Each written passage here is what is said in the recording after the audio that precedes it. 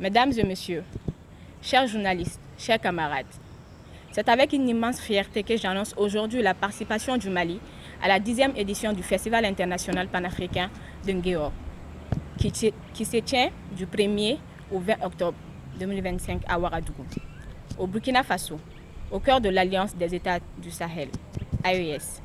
Je suis heureuse de vous informer que le FIPAN 2025 est déjà lancé. La période du 1er au 10 octobre est consacrée à l'accueil des délégations africaines et de la diaspora, ainsi qu'à la mise des différents espaces d'échange et d'exposition. À partir du 10 octobre, s'ouvriront officiellement les travaux du festival avec des conférences débats, projections, expositions, performances artistiques et rencontres panafricaines. Cette année, notre pays ne sera pas simplement présent. Le Mali est co-organisateur de cette édition historique, sous le leadership de la coordination malienne que j'ai l'honneur de diriger.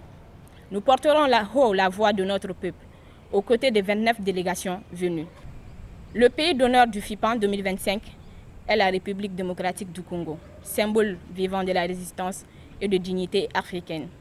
Cette édition rend hommage à 4 géants dont les combats éclairent encore nos pas: Malcolm X, Patrice Lumumba, Frantz Fanon et le capitaine Thomas Sankara. Sous le thème « Les défis de la souveraineté économique africaine qu'a pratique AES », le FIPAN 2025 se veut un espace de réflexion, de culture et de résistance.